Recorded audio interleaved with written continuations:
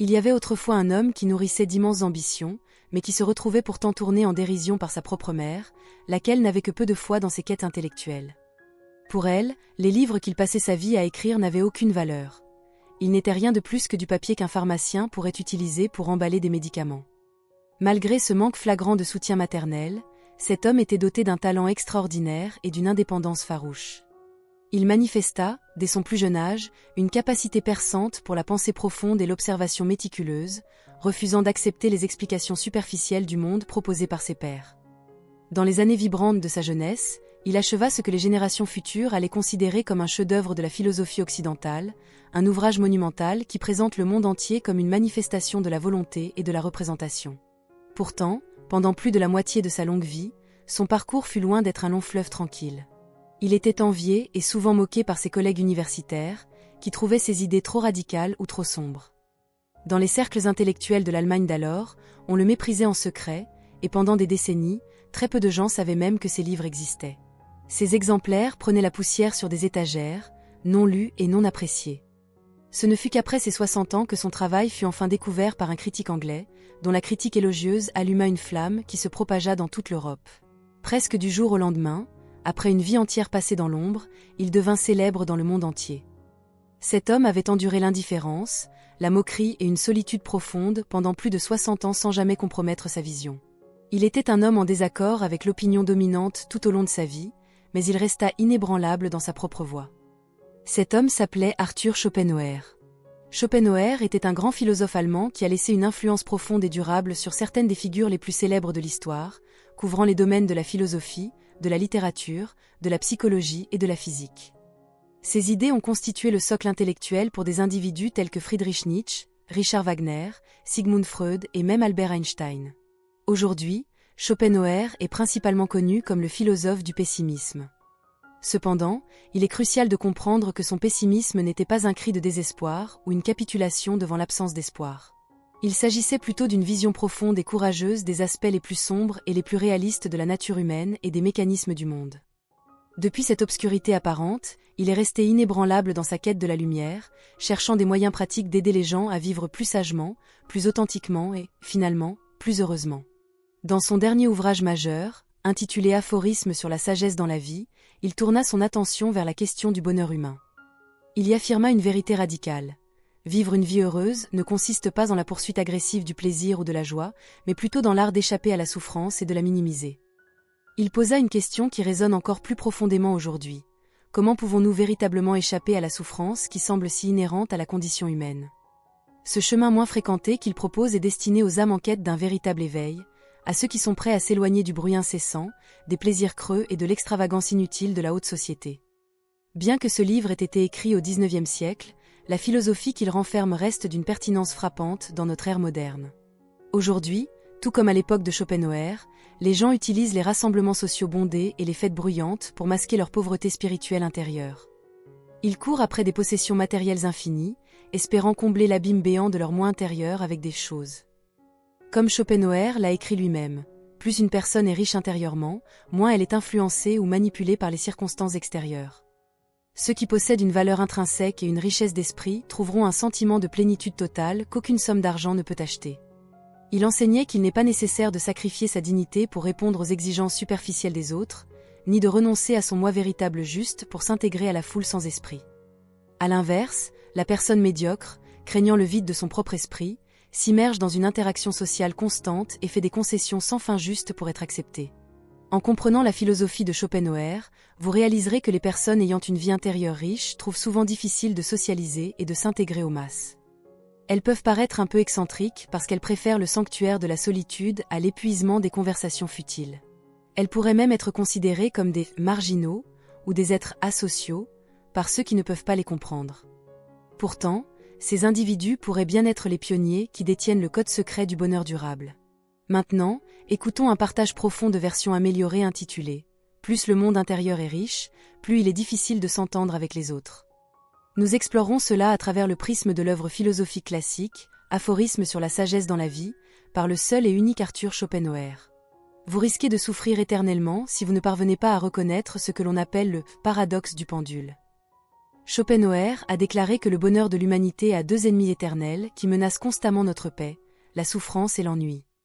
Il a soutenu que la vie est comme une horloge à pendule, oscillant constamment et sans relâche entre ces deux extrêmes. Nous sommes soit dans les affres d'une douleur aiguë, soit à la dérive dans une mer d'ennui total, et pour l'individu moyen, il semble n'y avoir aucune issue à ce mouvement. La pauvreté et la privation engendrent la souffrance physique et mentale, tandis que l'abondance soudaine et la satisfaction de chaque désir mènent directement à la stagnation de l'ennui. Schopenhauer pensait que la vie de la plupart des gens est définie par ce pendule, ballotté d'avant en arrière sans repos. D'un côté, nous éprouvons la douleur de la privation alors que nous luttons pour joindre les deux bouts, nous inquiétant pour notre survie. C'est le moment où le cœur a faim d'un amour qu'il n'a pas, ou quand l'âme aspire à être comprise par un monde qui semble froid. Cependant, quand nous atteignons enfin l'autre extrémité, quand nous avons assez d'argent, quand nous atteignons nos objectifs de carrière, quand nous avons la maison et la voiture, nous constatons que nous nous sentons toujours vides. La véritable signification et la valeur restent insaisissables, et la lassitude de l'abondance s'installe. Le pendule balance, ne s'arrêtant jamais au point d'équilibre véritable. Le pendule décrit par Schopenhauer symbolise la nature des désirs humains inassouvis. Il représente l'anxiété brûlante que nous ressentons en essayant d'atteindre nos objectifs, et le vide glacial qui s'installe immédiatement après que ces objectifs sont atteints. Il a souligné une ironie cruelle. Nous aspirons désespérément à ce que nous n'avons pas, puis nous devenons rapidement rancuniers ou indifférents envers ce que nous avons déjà accompli. Dans notre monde moderne, l'humanité est prise dans un cycle particulièrement vicieux alimenté par la dopamine. Lorsque vous convoitez un objectif, votre taux de dopamine augmente, vous fournissant la motivation nécessaire pour passer à l'action. Cependant, une fois que vous avez atteint votre cible, votre dopamine chute soudainement, vous laissant une sensation de platitude et d'insatisfaction. Finalement, votre cerveau, réclamant sa dose d'excitation suivante, vous pousse à trouver de nouveaux objectifs à poursuivre, simplement pour augmenter à nouveau vos hormones du plaisir. Vous répétez ce cycle encore et encore. S'il vous plaît, arrêtez-vous et interrogez-vous sur les objets que vous avez achetés avec tant d'enthousiasme récemment. La joie que vous avez ressentie s'est-elle éteinte peu de temps après avoir enfin tenu l'objet entre vos mains? Ce tourbillon du désir vous fait vivre comme le personnage de Tantale dans la mythologie grecque. Il fut puni en étant forcé de se tenir au milieu d'un lac clair et frais, avec des fruits délicieux suspendus juste au-dessus de sa tête. Mais chaque fois qu'il essayait de boire, l'eau se retirait, et chaque fois qu'il tendait la main vers les fruits, les branches s'éloignaient, le laissant perpétuellement assoiffé et affamé malgré l'abondance qui l'entourait. Certes, dans notre société actuelle, on a indéniablement besoin d'argent et de possessions matérielles pour survivre. Mais l'influence de la richesse matérielle sur le vrai bonheur n'est jamais une question de quantité pure des choses que nous possédons. Les études de psychologie sociale ont montré une tendance fascinante. La différence de qualité de vie entre quelqu'un qui ne gagne presque rien et quelqu'un qui gagne un salaire de base décent est massive car, sans argent pour l'essentiel, on ne peut pas vraiment vivre. Cependant, la différence de bonheur entre une personne ayant un revenu confortable et une personne possédant une fortune massive de plusieurs millions de dollars est presque négligeable. Une fois que nos besoins fondamentaux en nourriture, logement et sécurité sont satisfaits, notre niveau de bonheur reste presque inchangé, quel que soit le nombre de millions supplémentaires que nous accumulons. Lorsque vous courez après les 100 millions ou le milliard suivant, le bonheur n'augmente pas de manière exponentielle. C'est comme verser de l'eau dans un puits sans fond. Ceci est soutenu par la théorie du tapis roulant hédonique, en psychologie moderne, qui reflète parfaitement la philosophie de Schopenhauer. Les gens pensent courir vers une destination de bonheur, mais en réalité, ils restent au même endroit émotionnel. La science conclut que lorsque vous atteignez un objectif de vie majeur, vous ne ressentez qu'une poussée temporaire de bonheur avant de revenir rapidement à votre niveau de base initial et fixe. On dit souvent que la luxure et le désir excessif tuent le bonheur. Et bien que vous puissiez le savoir intellectuellement, vous êtes-vous déjà vraiment demandé si vous étiez ce pendule? Vous surprenez-vous à vous sentir constamment démuni, comme s'il vous manquait beaucoup de choses? Vous sentez-vous triste parce que vous n'avez pas eu l'occasion de voyager dans des contrées exotiques, de manger dans les meilleurs restaurants ou de faire du shopping sans limite? Vous sentez-vous opprimé parce que vous n'avez pas été promu? Même ceux qui ont des carrières stables et des vies confortables se retrouvent souvent à chercher constamment de nouvelles formes de divertissement pour combler la monotonie perçue de leur existence. Ils vivent la réalité décrite par Schopenhauer, comme des assoiffés au milieu de l'océan. Plus ils boivent d'eau salée pour étancher leur soif, plus l'eau devient salée et plus ils ont soif. Alors, de quel côté penchez-vous la tête en ce moment? Vous constaterez que peu importe le côté vers lequel vous balancez, vous conserverez toujours les caractéristiques de l'autre côté. Sans un changement de perspective, la vie devient une série d'acrobaties dénuées de sens. Schopenhauer l'a prévu il y a près de 2 siècles et a indiqué une solution unique et durable. Si vous continuez à vivre comme un pendule, vous ne serez jamais vraiment heureux. Au lieu d'être balancé sans fin par des facteurs externes, vous devez chercher un voyage vers l'intérieur pour vivre une vie intérieure riche, épanouie. Il existe un certain type de personne qui est comme un poisson nageant à contre-courant. Cette personne choisit l'abondance intérieure plutôt que la poursuite incessante de la richesse extérieure. Elle a fait le choix amer de cesser de chercher les richesses matérielles afin de nourrir sa vie spirituelle. C'est à ce moment qu'un phénomène social se produit. Plus votre monde intérieur devient riche, plus vous serez perçu par les autres comme difficile à vivre. Schopenhauer a déclaré très clairement que plus une personne possède en elle-même, moins elle a besoin du monde extérieur, et moins les autres deviennent importants pour elle. Beaucoup de personnes ayant une vie intérieure riche trouvent difficile de se connecter avec l'individu moyen parce que la société fonctionne sur la base de conventions partagées, souvent superficielles. Des styles de communication aux mesures communes du succès, tout est conçu pour la foule. Lorsque vous choisissez de vivre authentiquement et de donner la priorité à vos besoins spirituels, vous sortez naturellement de cette foule. Vous ne serez plus habitué à trouver votre estime de soi à travers le regard des autres ou à travers leur validation. Cela exige un type de courage unique, une volonté d'être différent dans votre mode de vie, votre pensée et même dans les valeurs que vous défendez. Une personne dotée d'une richesse intérieure refuse souvent de participer à des rassemblements sociaux dénués de sens qui n'offrent que du bruit. Elle décline les invitations à boire sans intérêt et reste silencieuse face aux potins triviaux. Elle est assez courageuse pour mettre fin à des relations toxiques qui drainent son énergie, et elle refuse de courir après chaque tendance passagère. Elle ne travaille pas uniquement dans le but d'accumuler plus d'argent ou d'atteindre un statut plus élevé. Tout cela la fait paraître étrange ou distante aux yeux des autres. La foule peut la percevoir comme arrogante, inabordable, ou même comme un échec parce qu'elle ne remplit pas les étapes standards du succès. Mais la vérité est que, être difficile à vivre dans ce contexte ne signifie pas que vous êtes devenu une personne froide ou haineuse. Cela signifie simplement que vous ne gaspillez plus votre ressource la plus précieuse, votre temps, à des choses qui ne sont pas bonnes pour votre âme. Vous déclinez les invitations à socialiser non pas parce que vous méprisez les autres, mais parce que vous préférez consacrer votre temps à lire, méditer ou créer.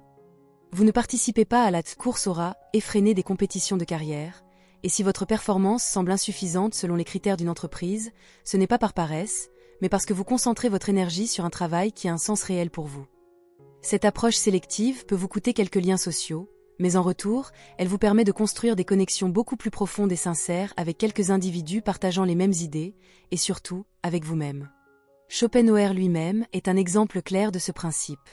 Il est né dans l'une des familles de marchands les plus éminentes et les plus riches d'Europe, entouré de luxe dès le jour de sa naissance. Beaucoup de gens croient à tort que, parce qu'il n'a pas eu à lutter pour se nourrir, il méprisait la valeur de l'argent. Mais Schopenhauer ne niait pas le rôle de l'économie. Il admettait franchement que l'argent était vital parce qu'il libérait les gens du fardeau écrasant de la survie physique. Cependant, il pensait que tout ce qui se trouvait au-delà n'était qu'un ornement pour l'amour-propre. La richesse de sa famille lui a permis de se concentrer sur ses études philosophiques sans la distraction de devoir gagner sa vie, et pourtant, il a refusé d'échanger sa liberté intérieure pour devenir l'héritier exemplaire que sa famille désirait. Alors que la société attendait de lui qu'il reprenne l'entreprise familiale, il choisit de suivre un sentier solitaire, écrivant sur la nature de l'existence humaine. Imaginez que l'on vous offre aujourd'hui 100 milliards de dons à la condition que vous deviez exercer un métier que vous détestez pour le reste de votre vie. Bien que beaucoup diraient oui, il finirait par se réveiller chaque matin avec un vide dans le cœur qu'aucune somme d'argent ne pourrait combler. Pour Schopenhauer, la véritable richesse vient de la plénitude de sa propre vie spirituelle intérieure. Cette société a toujours encouragé les gens à être sociables, louant ceux qui se fondent facilement dans le décor et suivent la foule. Mais si vous êtes trop harmonieuse avec la foule, vous ne serez jamais en paix avec vous-même. Être sociable n'est pas la même chose qu'être en harmonie. Être un mondain sans conscience de soi authentique n'est qu'un faux sentiment d'appartenance, où vous vous forcez à rire à des blagues qui ne sont pas drôles et à compromettre vos principes juste pour être aimé. La vraie convivialité consiste à offrir un sourire sincère à la personne qui balaie la rue, tout en ayant la force de refuser une fête avec une personne corrompue. Il s'agit d'une communication authentique entre les âmes, et non d'une gymnastique sociale superficielle. Comment, alors, pouvons-nous vivre une vie de véritable plénitude intérieure? Lorsqu'une personne se concentre sur l'enrichissement de sa vie intérieure, elle commence naturellement à minimiser ses désirs extérieurs. Elle réalise qu'en réduisant les envies inutiles, elle réduit directement sa propre détresse. Regardez la différence entre un adulte et un bébé. Les adultes se perdent souvent dans une jungle de désirs complexes de gloire et de pouvoir. Mais un bébé dans les bras de sa mère, tant qu'il a assez de lait et un endroit sûr pour dormir, a un sourire heureux sur le visage. Le bébé est satisfait parce que ses besoins sont simples et que son « moi » n'est pas encore accablé par les attentes de la société. Schopenhauer a souligné que pour éviter le piège de la course au désir, nous devons d'abord apprendre à lâcher nos inquiétudes concernant l'avenir et nos regrets concernant le passé. Nous devons apprendre à habiter et à apprécier réellement le moment présent. Ressasser le passé.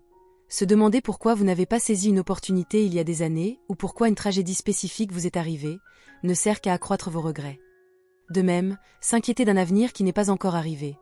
S'inquiéter de savoir si vous aurez assez d'argent quand vous serez vieux ou si les prix vont monter en flèche, ruine votre humeur et vole votre attention au maintenant. Mon conseil sincère est le suivant. Pour les événements futurs qui ne se sont pas encore produits, vivez comme s'ils n'allaient jamais venir. Ne laissez pas demain et hier voler le souffle d'aujourd'hui. Schopenhauer ne nous appelle pas à devenir des ascètes renonçant à tout confort matériel, mais il nous rappelle que la véritable liberté commence lorsque nous savons exactement où se situe la frontière entre nos besoins réels et fondamentaux et nos illusions passagères dictées par l'ego. Tout ce qui vient après ces besoins de base n'est qu'un jeu dénué de sens joué par la société. Laissez l'argent être un outil au service de votre vie spirituelle, au lieu d'une chaîne qui fait de vous l'esclave de vos propres désirs. L'étape suivante de ce processus consiste à savoir exactement ce que vous voulez faire de votre vie. Dès son plus jeune âge, Schopenhauer a compris sa propre voie. Il disait qu'une personne qui a silencieusement découvert son but prédéterminé dans son cœur sera comme une abeille ouvrière construisant sa ruche, s'efforçant avec une concentration naturelle d'accomplir sa destinée. Un moi intérieur véritablement riche appartient à ceux qui comprennent leur vocation et la poursuivent avec constance. Pour atteindre ce niveau de compréhension, nous devons cultiver la discipline et accumuler une large base de connaissances. Ce n'est qu'alors que nous pourrons réaliser ce pourquoi nous sommes vraiment faits et créer une valeur réelle. Dans ses premières années d'université, Schopenhauer n'a pas seulement étudié la philosophie. Il a bâti des fondations multidisciplinaires en physique, physiologie, botanique, anthropologie et droit. Ses carnets n'étaient pas de simples transcriptions de cours, mais étaient remplis de ses propres affirmations, dénégations et doutes. Il parlait couramment cette langue, ce qui fut la clé de sa capacité à dialoguer directement avec les plus grandes œuvres classiques de l'histoire. Il pensait que les livres sont un microcosme du monde et que ceux qui ne lisent pas sont condamnés à vivre une vie très limitée et simple. Tout au long de son existence, les livres furent ses compagnons spirituels, lui permettant de dialoguer avec les plus grands esprits à travers le temps. Cette accumulation continue de sagesse l'a aidé à reconnaître sa mission très tôt. Se comprendre soi-même est la première porte vers la liberté véritable. Quel que soit votre âge actuel ou votre profession, il n'est jamais trop tard pour commencer à apprendre à vous connaître de manière complète et profonde. Lisez des livres qui vous stimulent, affinez vos compétences, expérimentez différentes méthodes d'apprentissage pour découvrir où se situent vos véritables forces. Lorsque vous vous comprendrez vraiment, vous saurez quel est votre rôle dans la grande tapisserie de la vie, et vous pourrez vous consacrer pleinement à cette tâche. Vous ne ferez plus les choses simplement pour le statut, l'argent ou le désir de gagner contre les autres. L'autre composante vitale d'une vie intérieure est de consacrer du temps à la solitude créative. Schopenhauer est souvent appelé le père de la philosophie de la solitude. Mais ce n'est pas parce qu'il vénérait le fait d'être seul pour le plaisir de l'être. C'est parce qu'il a réalisé la vérité profonde, selon laquelle ce n'est que dans les moments de solitude que l'esprit peut être assez tranquille pour comprendre l'essence de la vie. Il a déclaré que nous n'avons que deux choix, oser être seul pour cultiver la sagesse, ou se fondre dans la foule pour devenir une version décolorée et floue de tout le monde. La solitude créative n'est pas un acte de fuite du monde. C'est une séparation proactive du bruit frivole afin que vous puissiez enfin entendre votre propre voix intérieure. Schopenhauer a passé la majeure partie de sa vie seul dans son bureau, à lire et à écrire, ce qui lui a permis de voir à travers la nature transparente du désir et l'absurdité d'une grande partie de l'existence humaine. Je veux vous rappeler de laisser les moments de silence vous embrasser. Passez plus de temps seul, écoutez votre propre souffle et apprenez à apprécier votre propre compagnie. Dans cette tranquillité, votre moi intérieur dispose de l'espace dont il a besoin pour s'enrichir et découvrir sa force cachée. Un autre pilier de sa sagesse est le principe de la neutralité émotionnelle. On ne devrait être ni excessivement heureux ni excessivement triste à cause de quoi que ce soit d'extérieur. Notre jugement sur le fait qu'un événement soit bon ou mauvais n'est souvent qu'une illusion créée par notre perspective limitée. Beaucoup de gens sont tombés dans un profond désespoir à cause d'un échec perçu, pour réaliser des années plus tard qu'il s'agissait en fait d'une grande bénédiction déguisée. À l'inverse, il y a des choses qui nous font ressentir une jubilation sur le moment, mais qui deviennent finalement la source de nos plus grandes souffrances. La vie est impermanente et en mutation constante. Un cœur brisé qui vous fait pleurer toutes les larmes de votre corps aujourd'hui pourrait être l'expérience même qui vous permettra de devenir une personne plus compatissante et résiliente plus tard. Une promotion qui ressemble à une victoire aujourd'hui pourrait apporter un niveau de pression qui vous poussera vers une crise de santé mentale demain. Schopenhauer ne préconise pas d'être un robot sans sentiments, mais il veut que nous lâchions notre attachement désespéré aux résultats immédiats. Il veut que nous voyions que chaque événement n'est qu'un maillon important dans un flux infini et complexe de causes et d'effets. L'important est de garder l'esprit calme et centré. Ne laissez pas vos émotions submerger votre raison. Ne soyez pas trop excité par les bonnes nouvelles et ne vous prélassez pas dans l'obscurité de la tristesse. Ce n'est qu'en maintenant cet équilibre que vous pourrez éviter d'être contrôlé par les circonstances extérieures et poursuivre votre voyage intérieur avec confiance. Enfin, nous devons nous souvenir d'une citation classique et indéniablement vraie de Schopenhauer: un mendiant en bonne santé est plus heureux qu'un roi malade. La santé est le fondement absolu de tout le reste dans la vie, y compris le voyage vers la plénitude intérieure. Dans son livre, il affirme que la plus grande folie qu'un humain puisse commettre est de sacrifier sa santé pour toute autre forme de bonheur, que ce soit pour l'argent, la gloire ou l'avancement professionnel. S'il vous plaît, arrêtez-vous et demandez-vous: travaillez-vous si dur que vous ne faites, par essence, qu'acheter des médicaments pour vos futures maladies? Devenez-vous l'esclave de l'argent, pour ensuite utiliser cet argent plus tard pour essayer de réparer un corps qui tombe lentement en morceaux à cause de la négligence? Dans vos routines quotidiennes les plus ordinaires, êtes-vous resté assis pendant des heures à un bureau sans vous lever pour bouger? Êtes-vous resté éveillé jusqu'à 2 heures du matin à faire défiler votre téléphone la nuit dernière, pour vous réveiller avec une sensation de brouillard et d'épuisement? Depuis combien de temps n'êtes-vous pas réveillé assez tôt pour sentir l'air frais du matin et voir la première lumière du soleil? Qu'avez-vous mangé? Votre corps essaie-t-il de vous dire quelque chose alors que vous continuez à ignorer ces signaux? Schopenhauer a souligné que la jeunesse est le temps d'apprendre la sagesse, et la vieillesse le temps de la pratiquer. Mais nous confondons souvent les deux, détruisant notre santé dans notre jeunesse pour acquérir de la richesse, pour ensuite dépenser cette richesse à essayer de retrouver la santé dans notre vieillesse. La santé est le chiffre 1 dans le nombre de notre vie. Tout le reste, richesse, gloire, statut, ne sont que les zéros qui viennent après. Sans le 1 de la santé, tous ces zéros ne valent rien. Si vous n'avez pas encore développé un sens de la discipline pour protéger votre santé physique et mentale, si vous mangez mal, dormez de façon irrégulière et fuyez le plein air, vous ne pourrez jamais échapper à ce pendule de la souffrance. Ce n'est qu'en vivant dans un corps sain et vibrant que votre sagesse intérieure pourra véritablement briller et grandir. Ce sont là les principes fondamentaux du bonheur selon Schopenhauer. J'ai essayé de synthétiser ces philosophies profondes en un guide simple et compréhensible pour vous. Cependant, il est important de se rappeler qu'il n'y a pas de chemin unique et parfait pour créer un monde spirituel riche. Chaque âme a sa propre direction, et chaque personne doit trouver sa propre façon unique d'enrichir sa vie intérieure. Les idées de Schopenhauer sont destinées à être une carte de référence, mais il existe d'innombrables autres méthodes à explorer, telles que la pleine conscience et la méditation, qu'il pratiquait en silence pendant des heures même s'il n'en parlait pas comme de techniques. En regardant le monde du point de vue du XXIe siècle, nous pouvons voir que la philosophie de Schopenhauer est devenue une réalité encore plus urgente. Nous vivons dans une ère où l'excès matériel a produit un désert spirituel sans précédent. Nous voyons des visages sans âme dans le métro, les yeux de chacun rivés sur son téléphone. Nous entendons les invitations constantes et agressives à acheter, acheter, acheter, résonner dans des live streams sans fin. Nous assistons à la montée d'une culture du FOMO, la peur de rater quelque chose, où les jeunes se bousculent pour avoir de la place dans les festivals de musique juste pour prendre une photo prouvant qu'ils y étaient. Tandis que leurs esprits restent complètement endormis et déconnectés de la musique elle-même. Des flux de déchets numériques se déversent sans cesse dans notre conscience. Les gens achètent des dizaines de nouvelles tenues chaque mois, mais se plaignent toujours de n'avoir rien à se mettre parce qu'ils essaient d'habiller une âme vide. Les visages sont obscurcis par des filtres numériques parfaits alors que les gens perdent leur moi véritable, essayant de se transformer en versions idéalisées et fausses pour le plaisir des likes sur les réseaux sociaux. Les maladies modernes comme le trouble obsessionnel compulsif et l'anxiété chronique sont devenues une épidémie invisible, exposant notre pauvreté intérieure au milieu d'une mer de désirs matériels. Nous voyons l'engouement pour le bien-être croître, où les gens dépensent des sommes vastes dans des retraites de yoga coûteuses et des cures de détox, et pourtant ils ne peuvent toujours pas détoxifier leur âme du poison de la compétition et de l'envie. L'industrie du tourisme est en plein essor, et pourtant les gens ont assez d'argent pour photographier les merveilles du monde sans jamais s'arrêter assez longtemps pour ressentir réellement le souffle de la terre sur laquelle ils se tiennent. Nous vivons dans une culture du tout instantané, des repas hâtifs livrés à notre porte aux romances éclairs sur les applications de rencontres.